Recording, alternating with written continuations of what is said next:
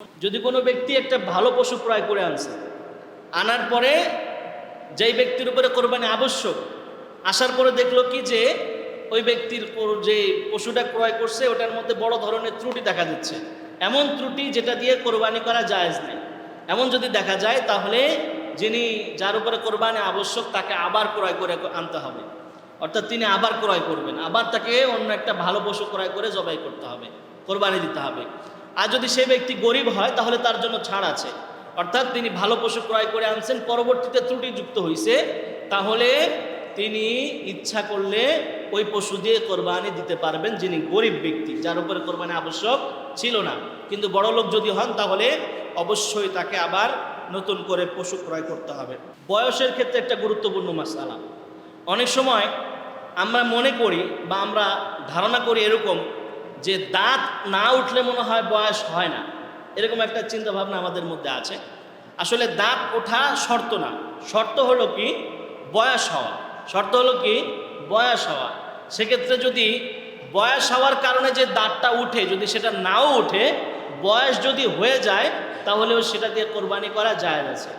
যেমন ধরেন আপনার নিজেরই একটা গরু আছে, কথার কথা আপনার নিজেরই একটা গরু আছে, আপনি পালতে পালতে 2 বছর অতিবাহিত হয়ে গেছে, গরুর তো 2 বছর সর্বনিম্ন 2 বছর হয়ে গেছে, কিন্তু এখনো সেই হওয়ার পরে যে দাঁতটা উঠে সে দাঁতটা এখনো ওঠে নাই।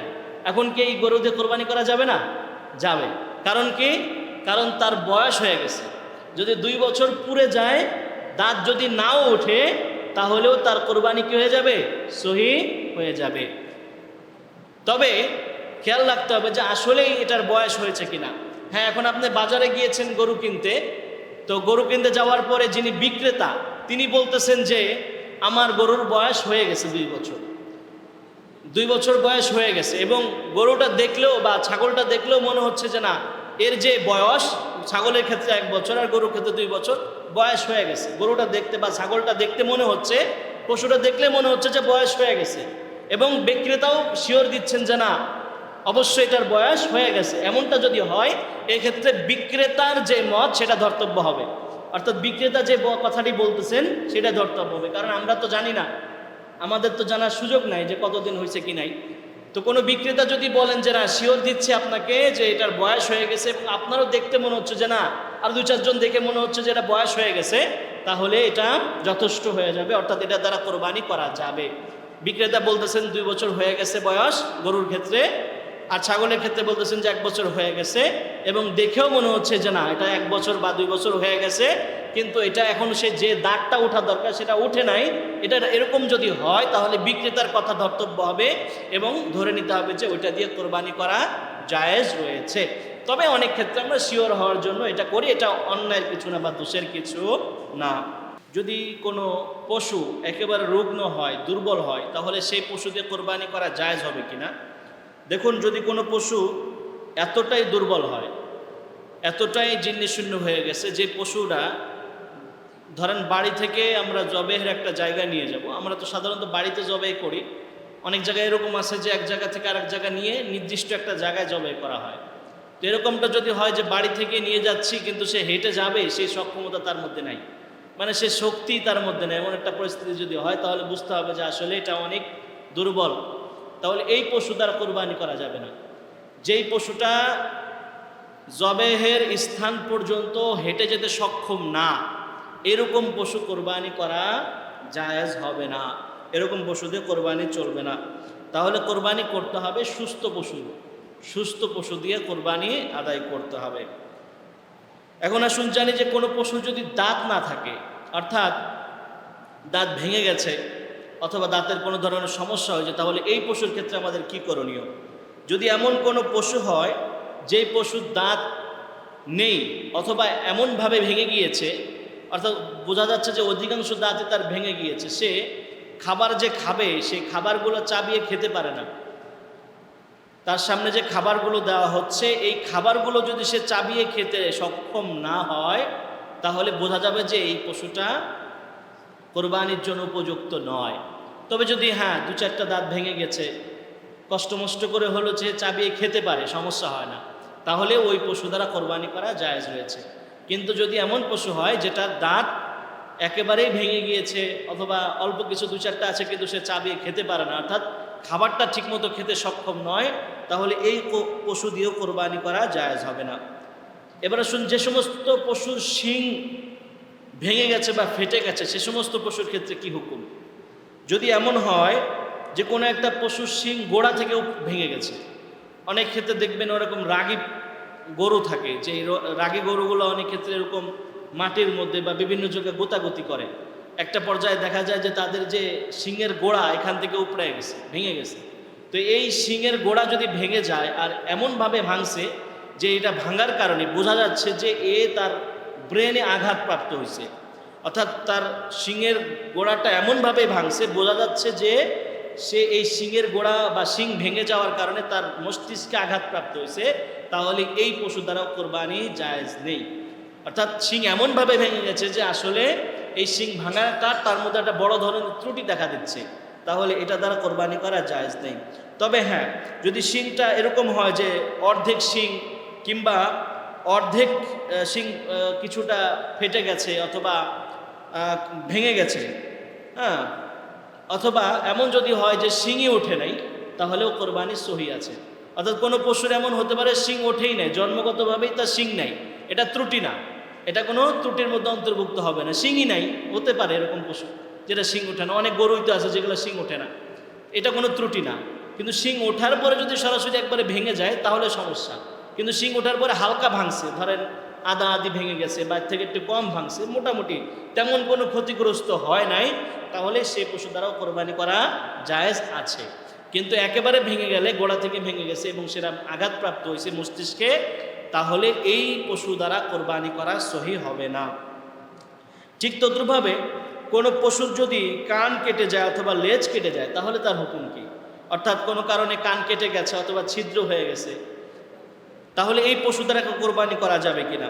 দেখুন, যে সমস্ত পশুর লেজ বা কোনো অর্ধেক বা আরও বেশি, অর্থাৎ অর্ধেক বা অর্ধেকের বেশি পরিমাণ যদি কেটে যায় বা ফেড়ে যায় অথবা ফুটা হয়ে যায়, তাহলে এইটা দ্বারা কোরবানি করা জায়েজ হবে না।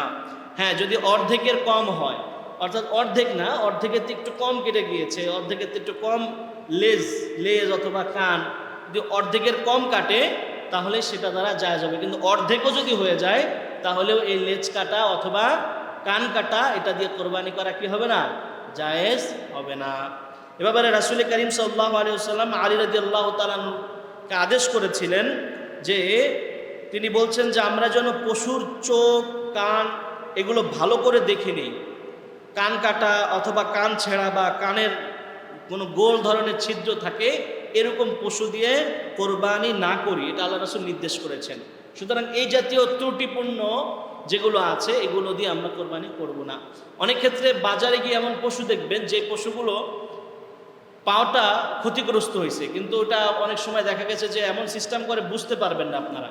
এই জন্য উত্তম হচ্ছে হালকা পাতলা একটু যে হাঁটিয়ে দেখা যায়, যখন পশুটা দেখব একটু লাড়াচাড়া করে দেখলে অনেকটা দেখা যায়, বোঝা যায় যে না আসলে এর সমস্যা দেখা যাচ্ছে।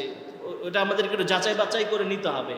অনেক ক্ষেত্রে দেখা যায় যে এখন তো হঠাৎ করে বাড়ি থেকে কোনো একটা গরু নিয়ে দেখা গেছে আপনার ট্রাকের মধ্যে উঠাইছে অথবা নসুমনে উঠানোর পরে গরুরা কিন্তু সাধারণত প্রথম অবস্থায় একটু ভরকায় যায়, একটু ভয়টয় পায়, তো অনেক লাফালাফি করে, নামতে চায় না বা উঠতে চায় না। অনেক সময় জোড়াজোড়ি করলে দেখা যায় যে পা আঘাতগ্রস্ত হয়, অনেক সময় পা ভেঙেও যায়। এইগুলো আমাদেরকে একটু লক্ষ্য রাখতে হবে যে আমি টাকা দিয়ে পশু যেহেতু ক্রয় করবো, তাহলে ত্রুটিপূর্ণ কেন করবো? অবশ্যই ভালোটা দেখে ক্রয় করতে হবে। হ্যাঁ, এটা পরবর্তীতে সে কোরবানির সময় বিক্রি করতে পারলো না, কিন্তু পরবর্তীতে জবাই দিয়ে তো খাওয়া যাবে, তাতে সমস্যা নেই। কিন্তু কোরবানির জন্য এটা আমাদেরকে খেয়াল করতে হবে যে আমি যে পশুটা কিনবো অবশ্যই ত্রুটি মুক্ত হবে, কোনো ধরনের সমস্যা যেন না থাকে। অন্ধ পশু, অর্থাৎ কোনো পশুর চোখ নাই, একটাও নাই, অথবা একটা আছে একটা নাই, অথবা একটা চোখ অন্ধ হয়ে গিয়েছে, এরকম যদি হয় তাহলে এই অন্ধ পশু দ্বারা কোরবানি সহি না। অন্ধ পশু দিয়েও কোরবানি করা যাবে না। তার মানে আমরা এক কথা এটাই বুঝতে পারি যে ত্রুটিপূর্ণ পশু থেকে আমাদের বিরত থাকতে হবে। অবশ্যই সেটা ভালো সুন্দর দেখে, নাদুস নদুস দেখে তারপরে সেটাকে গ্রহণ করতে হবে। এবার আসুন, কোনো ব্যক্তি তার উপরে কোরবানি ওয়াজিব হয়েছে, একটা পশু সে ক্রয় করছে, ক্রয় করার পরে দেখা যায় যে পশুটা হারায় গেছে। এখন সে কি করবে? তাকে আরেকটা পশু ক্রয় করে আনতে হবে। এখন ওইটা ক্রয় করে আনছে, দেখা গেছে এখন দুইটা সামনে চলে আসছে, অর্থাৎ আগেরটাও পাওয়া গেছে। একটা হারায় যাওয়ার কারণে আরেকটা ক্রয় করছিল, কোনো ব্যক্তির উপর কোরবানি আবশ্যক, সে পরবর্তীতে যেটা ক্রয় করছে সেটাও এখন আছে, আবার যেটা হারাই গেছিল সেটাও পাইছে। এখন কি করবে? যেই ব্যক্তির উপরে কোরবানি আবশ্যক হয় তিনি এখান থেকে একটা কোরবানি দিলে যথেষ্ট হয়ে যাবে, আর একটা না দিলেও চলবে। যদি দেয় তাহলে উত্তম, যদি না দেয় কোনো সমস্যা হবে না। কিন্তু গরিব মানুষ, অর্থাৎ যার উপরে কোরবানি আবশ্যক না, সেই ব্যক্তি যদি একটা কোরবানি পশু কিনে আনছে, এখন ওই পশুটা হারায় গেছে, পশুটা হারায় গেছে, এখন তার উপরে আর আবশ্যক না কিনে আনা।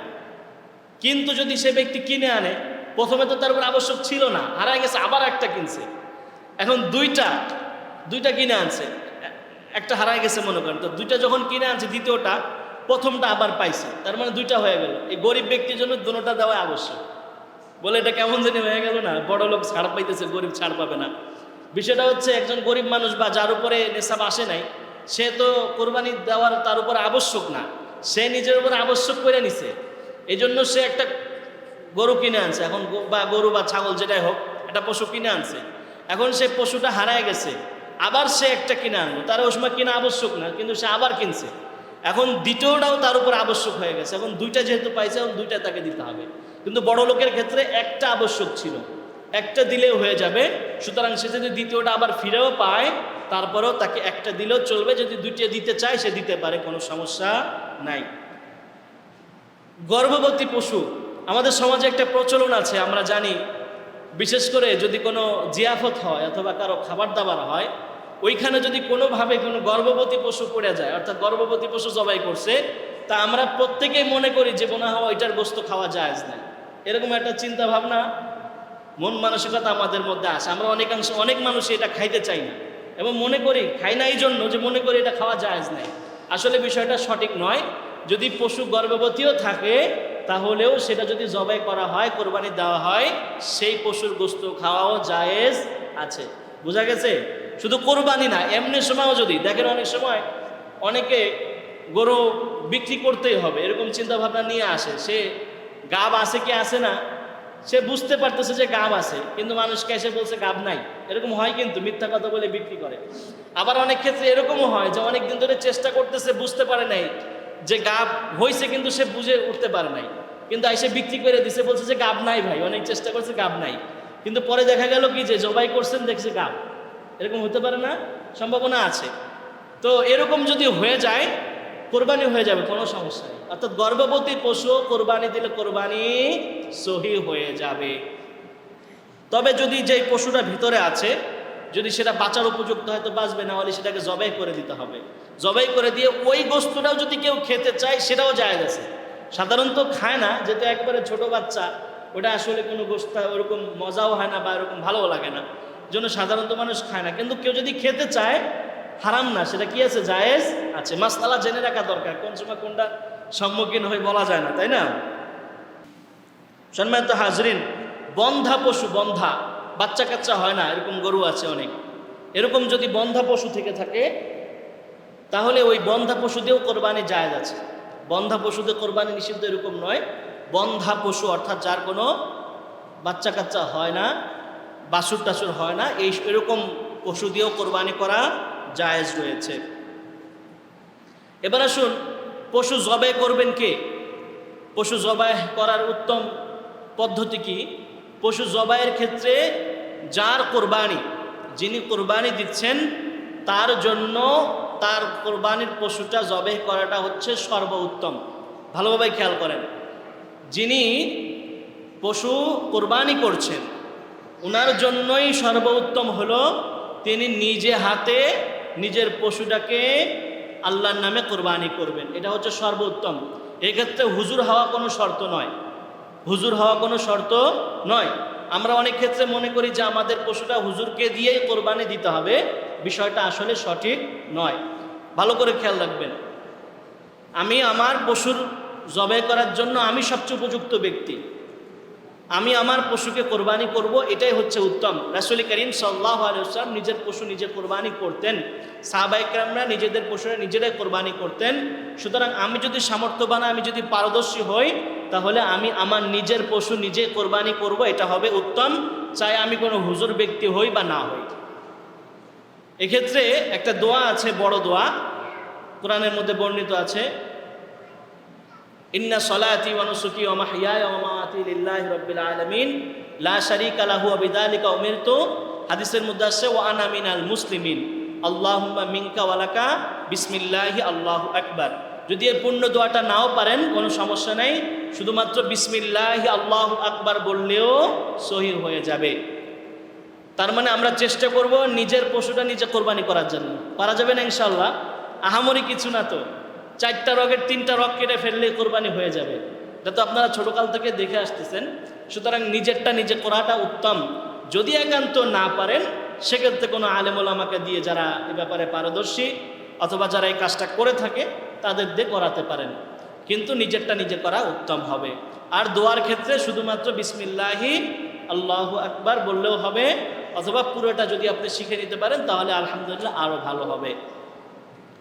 এবার একটা গুরুত্বপূর্ণ মাসলা বলি, সেটা আমরা খেয়াল রাখবো। সেটা হলো, যখন আমরা জবেহটা করি, অনেক ক্ষেত্রে দেখা যায় যে যারা কষায় থাকে অথবা যারা কাজবাজ করতেছে গরু নিয়ে বা ছাগল নিয়ে, তারা কি করেন, অনেক সময় বলেন যে হুজুর আপনি আপনার কাম ছেড়ে দেন, আমি বাকিটা করতেছি। অর্থাৎ হুজুরে বলে আপনি একটু জবাই দিয়ে ছেড়ে দেন, বাকিটা আমি জবাই করতেছি। এরকমটা যদি কখনো হয়, অর্থাৎ কোনো পশু জবাই করার ক্ষেত্রে যদি একাধিক ব্যক্তি প্রয়োজন হয় বা আরও বেশি প্রয়োজন হয়, সেক্ষেত্রে প্রত্যেককেই বিসমিল্লাহি আল্লাহু আকবার বলতে হবে, না হলে কোরবানি সহি হবে না। আবারও বলছি, অনেক সময় দেখা যায় যে হুজুরা অল্প একটু জবাই করে সরে যাচ্ছেন, পরবর্তীতে অন্য কেউ এসে আবার চাকু দিয়ে সেটাকে কি করতেছেন, জবাই করতেছেন। প্রথম জন যেভাবে বিসমিল্লাহ আল্লাহু আকবার বলবেন, দ্বিতীয় জনকেও অবশ্যই বিসমিল্লাহ আল্লাহু আকবার বলা লাগবে। সেক্ষেত্রে যদি 3 জনও প্রয়োজন হয় জবাই করতে, 3 জনকেই বিসমিল্লাহ আল্লাহু আকবার বলতে হবে। এক্ষেত্রে আমরা এই বড় ভুলটা করি, একজন বলেছেন ব্যাস, এতে আমরা ক্ষান্ত হয়ে যাই। বিষয়টা আসলে এরকম নয়। এবার আসুন, আমরা যে পশু দিয়ে কোরবানি করছি, সেই পশু দ্বারা কোনো রকম উপকৃত হওয়া যাবে কিনা। অর্থাৎ দেখা গেছে যে 10 দিন আগে বা 5 দিন আগে একটা গরু কিনে আনছি, তো দেখলাম যে 5 দিন তো পড়ে আছে, এটাতে একটা হাল চাষ করি আর কি। হ্যাঁ, এরকম করা জায়েজ নাই, এটা করা যাবে না। অনেকে করে থাকে। আবার অনেক সময় দেখা যায় যে কিছু অলানে দুধও থাকে, ওই দুধগুলো কি করে আপনার নিংড়ায় আর কি, দুধ দহন করে, এটাও করা যাবে না। হ্যাঁ, যদি দেখা যায় যে অলানটা এতটাই দুধে ভরে গিয়েছে যার কারণে গরুর কষ্ট হবে, এরকমটা যদি হয়, তাহলে আমরা ঠান্ডা পানি এভাবে ছিটিয়ে দিতে পারি, সেক্ষেত্রে অনেকটা তার ব্যথা উপশম হয়। যদি সেটাও না হয়, একান্ত বেশি কষ্ট হয়, সেক্ষেত্রে পশুর দুধটা দহন করে আমরা সেটাকে সৎকা করে দিতে পারি। অথবা যদি নিজে খেয়ে ফেলি, তাহলে সেটা সেই যে টাকাটা হবে, অর্থাৎ যতটুকু দুধ খেয়েছি ওই টাকাটা আমাকে সৎকা করে দিতে হবে। এক কথায়, কুরবানির কোনো পশু থেকে নিজেরা উপকৃত হওয়া যাবে না। যদি উপকৃত হয়ে যান, তাহলে এটার বিনিময়ে যে বিনিময়টা আসে, অবশ্যই সেটা সৎকা করে দিতে হবে। সম্মানিত হাজরিন, কোরবানির পশু জবাই করার ক্ষেত্রে যদি কোনো শরীকের মৃত্যু ঘটে, তাহলে কি করণীয়? দেখা গেছে যে 5-6 জন শরীক হয়েছেন, একজন মারা গিয়েছে। যদি তার ওয়ারিসটা বলে যে না, যেহেতু আমার বাবা শরীক ছিলেন বা আমার অমুকে শরীক ছিলেন, আপনারা কোরবানি করে দেন, তাহলে কোরবানি করে দিলেন। যদি তার আত্মীয় স্বজন বা যারা অংশীদার আছে, তারা যদি বলে যে না, আমার বাবার যেটা শরীক হয়েছিল, আমাদেরকে টাকা ফেরত দেন, তাহলে বাকি সদস্যরা টাকা ফেরত দিতে বাধ্য থাকবে, টাকা দিয়ে দিতে হবে। এবং বাকি আরেকজনকে অংশগ্রহণ করতে পারবেন, ওর মধ্যে কোনো সমস্যা নেই। তবে তারা টাকা চাইলে দিয়ে দিতে হবে, আর যদি তারা চায় যে শরীক হবে, শরীক হতে পারবে। সম্মানিত হাজরিন, কোনো মৃত ব্যক্তির পক্ষ থেকে যদি কেউ কোরবানি করতে চায়, সেটা জায়েজ আছে কিনা? কোনো কারো মা বাবা অথবা আত্মীয় স্বজন কারো পক্ষ থেকে যদি কেউ মৃত ব্যক্তির পক্ষ থেকে কোরবানি দিতে চায় স্বাভাবিকভাবে, তাহলে সেটা জায়েজ রয়েছে। এমনকি যদি কোনো ব্যক্তি রাসূল করিম সাল্লাল্লাহু আলাইহি ওয়াসাল্লামের পক্ষ থেকেও কোরবানি করতে চান, তাহলে সেটা আমাদের জন্য আরও উত্তম হবে। সম্মানিত হাজরিন, এক্ষেত্রে আমরা আমাদের মৃত মা বাবার জন্য কোরবানি করতে পারবো তাদের পক্ষ থেকে, এবং এটার কারণে তারা সওয়াব পেতে থাকবেন। সুতরাং আমরা চেষ্টা করব আমাদের মৃত, যদি আমাদের সুযোগ থাকে আমরা আমাদের মৃত আত্মীয় স্বজনদেরকে শরীক করার জন্য, বিশেষ করে রাসূল করিম সাল্লাল্লাহু আলাইহি ওয়াসাল্লামের জন্য অন্তত একটা ভাগ রাখার জন্য।